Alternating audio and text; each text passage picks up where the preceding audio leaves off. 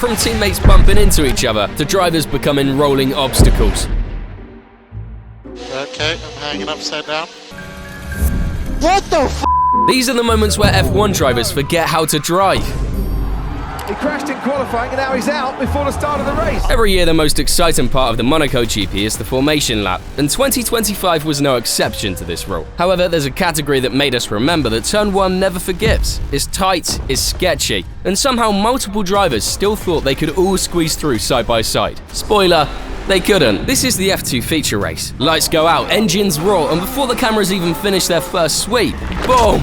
Oh, contact between Victor Martins and Alex Dunn, and there's a pile-up into Turn 1. Huge incident. Cars start stacking up like it's Black Friday sale at Saint-Deveau. Front wings everywhere, tyres bouncing, half the grid doing synchronized chaos. The worst part? These weren't backmarkers either. They were the future of Formula 1 prospects, but that made them look more like Uber drivers than future world champs. 7 cars gone before lap 1. That's Monte Carlo, baby. A race so allergic to overtakes that it decided to eliminate the drivers instead. When things finally calmed down, Jack Crawford just existed. Stayed out of the mess, didn't crash, and ended up holding the trophy. Not for being the fastest, just for keeping his car shaped like a car. And sometimes in Monaco, that's the ultimate skill. But if you thought rookies were bad, just wait till you see what happens when actual F1 drivers clash at Monaco. In 1996, there wasn't a race. There was a survival horror game disguised as a Grand Prix. The rain came down, everyone panicked, and within minutes, half the grid was either in the wall, in the barriers, or facing the wrong way, wondering what had just happened. Seriously, 21 drivers started the race, because even in the warm-up there was another retirement, and only 3 made it to the end. It all started right from the start line. Damon Hill led confidently, but his engine said nope, as it gave up midway like it was tired of existing. And spoke out of the back of the Williams. Damon Hill out of the Monaco Grand Prix. Then Jean Alesi looked like he had the win in the bag, until his suspension snapped like a breadstick. One by one, the favourites disappeared. Schumacher, Villeneuve, Berger, gone.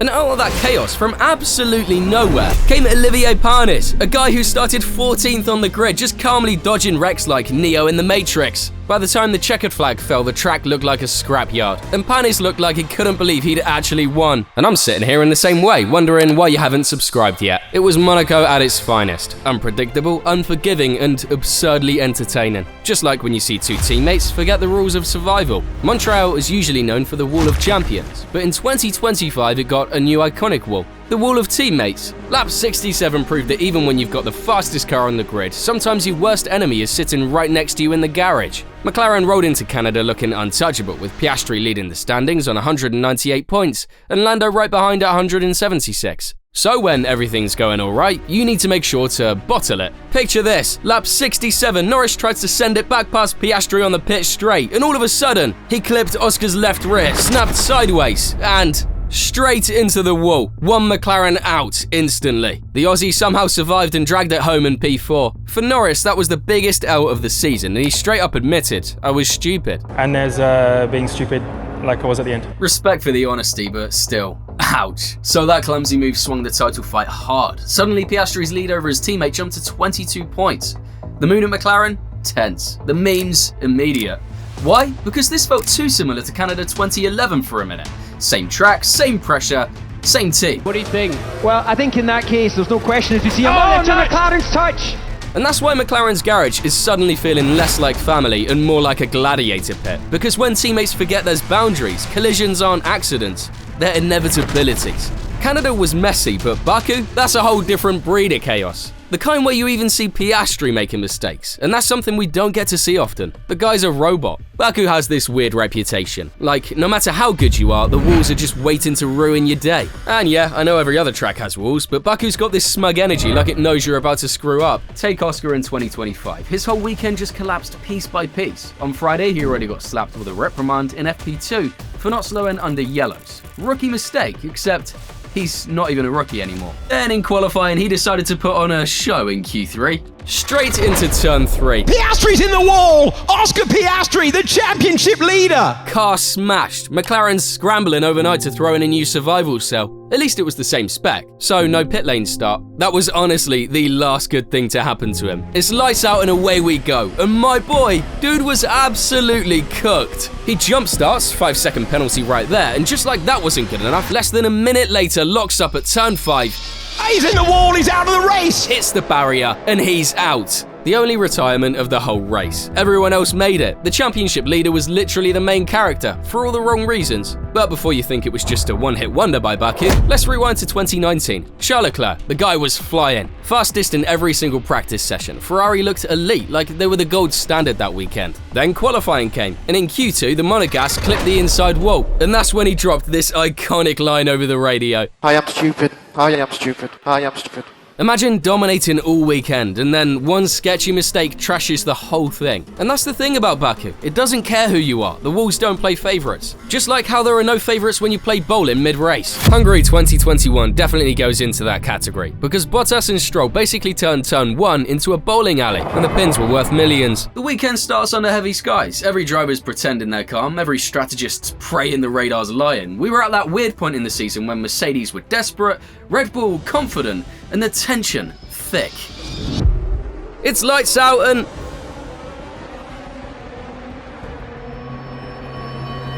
And there's Lando Norris touched, and into each other goes Valtteri Bottas and Sergio Perez. Suddenly, Bottas forgets how brakes work. He smashes into Norris, who smashes into Verstappen, while Valtteri himself collects Sergio Perez. Strike! The whole grid was in pieces. Verstappen's car looked mugged, Perez was out, and Bottas just kinda walked away like, yeah, my bad. Which reminds me of what he did just a few races before, Styrian weekend, same season. It's FP2, a normal session, right? Mercedes leaving the garage. You'd expect smooth, elite control, but nope. Bottas floors it, the rear snaps, and suddenly he's facing the McLaren garage in the pit lane. Yep, the safest place on track, and my guy turns it into a slip and slide. And you know who else was dancing on the Hungaroring? Lance went rallying across the grass to dodge the mess after also forgetting how to brake, and then swerves back on track, straight into Charles Leclerc. And because why stop there, he also clips Ricciardo. 2 more gone. Red flag, chaos everywhere. The race turned into one of those where the midfield suddenly looks like MVPs because half the elite guys were chilling in the garage. And the thing is, those incidents might have been unusual for Bottas, but for Stroll, that kind of chaos was just another line in his resume. China 2024, rear ends Ricciardo under a safety car. Saudi 2024, walls it in practice and retires from the race. Brazil 2024, spins in quali, then beaches it on the formation lap. The wild part is that Stroll does have podiums and flashes of legit pace, but those memories get buried under his woke status. If you think about it, that's also the beauty of the sport. One moment is art in motion, the next is a demolition derby. Just like Mugello. It was 2020, and unless you'd been living on Saturn, you probably remember Earth wasn't doing that great. Given this, Domenicali said, "Don't worry, ragazzi, my homeland's got this." And off we went to a test track. Though this time, teams weren't testing setups, they were testing how indestructible carbon fiber actually is. Lights out? Not even close. Alex Albon still, and there's a tangle there, and it's the McLaren of Carlos Sainz has been spun round, and there's even further trouble. Then lap 7, restart time. Safety car exits and the pack is crawling behind Bottas, looking like they're in a traffic jam in Helsinki. Of course, Valtteri, knowing the control line is miles down the straight, waits until the very last second to accelerate. Okay, smart move. The problem? Drivers behind weren't synced. Some went, "I trust my reflexes." Others, "Nah, let me wait." Outcome, disgrazia. Is away, and there's a big crash at the back, and that is the Alfa Romeo. 4 cars gone, instantly. Define pain. Telemetry later showed Bottas chilling at 78 miles per hour, while the back of the pack rocketed past 125 miles per hour, like they were speedrunning chaos. It all started around Kvyat's row. He went early, Gio followed, K-Mag hit the brakes, and the grid collectively decided to commit genocide. Nevertheless, after the dust settled, 12 drivers got official warnings, and everyone else blamed everyone else, because of course they did. Funny how things change. Not long ago, every driver would have united against one man, just to burn him down. How do I know? Because I watched it happen. 2012, what a year. 7 different winners in the first 7 races. Maldonado somehow a race winner. Yeah, it was that kind of season. And when the circus rolled into Spa, everyone was hyped. One of the most legendary tracks ever. Fast corners, mad elevation, a grid stacked with giants. Alonso, Hamilton, Raikkonen, Vettel, Button. Everything pointed to a classic. And it was. Just not the kind anyone expected.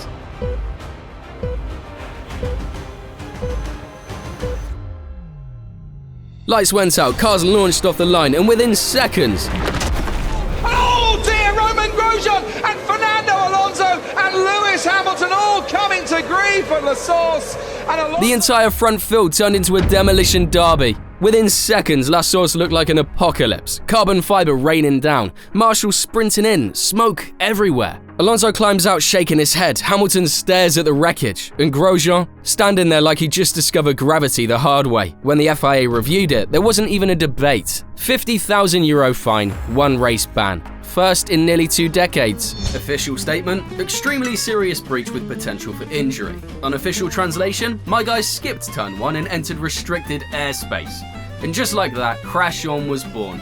No rain, no failures, no freak weather, just one driver's speedrunning definition of chaos. That day, Formula 1 didn't crown a hero. It crowned its first surface-to-air specialist. And while Grosjean took to the skies, the universe clearly went, okay, now let's see what happens if we add water. At first, everything looked fine. Germany, packed crowd, flags waving, the smell of bratwurst and overconfidence in the air. It was supposed to be a calm Sunday of elite racing. Kimi on pole, Alonso lurking, Hamilton chasing, everyone ready to flex their supreme skills. But the weather gods, they looked down and said, alright, let's ruin careers. It started small, a drizzle, harmless enough to make engineers panic, but not enough to pit yet. Except one man saw the chaos coming, Marcus Winkelhock. A rookie, like literally, this was his debut driving for Spiker. Bro dove into the pits before the start to slap on full wets. Everyone else thought he'd lost it.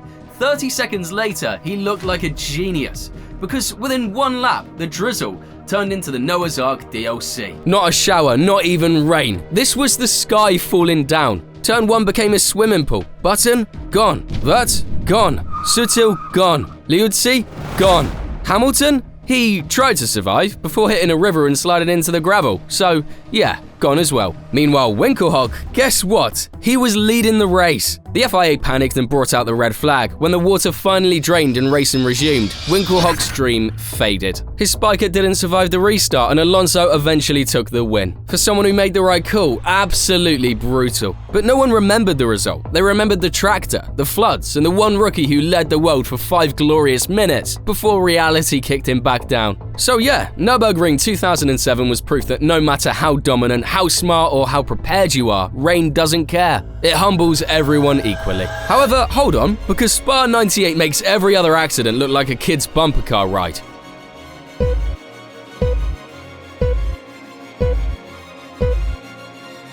The race starts, lights go out, and before you can even grab a sip of your drink, They'll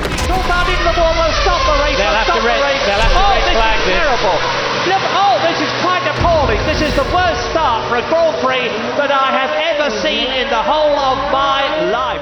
absolute carnage. The rain was pouring, visibility was awful, and honestly, the drivers might as well have been blindfolded. David Coulthard lost control down the straight, and then it was pure chaos. You blinked, and suddenly half the grid was gone. One car spins, another slams into it, and then it's dominoes. 13 cars destroyed in just seconds. This was millions in untouchable F1 machines just getting ripped apart like Lego sets. Some drivers jumped out furious, pointing fingers, while others just stood there like, bro, did that really just happen? Obviously, they had to stop the race. Marshals rushed in, bits of carbon fiber everywhere, and the commentators sounded like they'd just seen the apocalypse, and I mean, they kinda had. It was such mayhem, nobody knew who to blame. So, restart time. Fresh chance, right? Yeah, nope.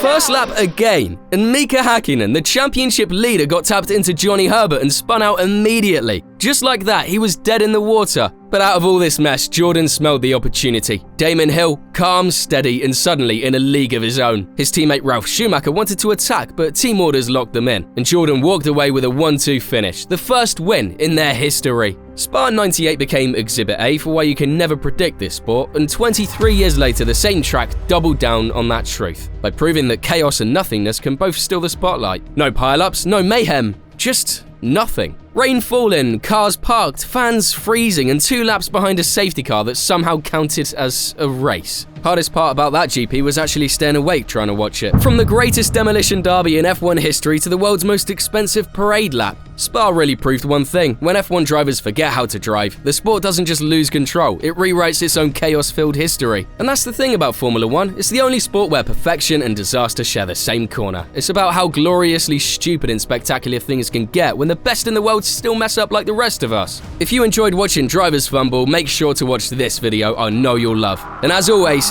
thank you for watching.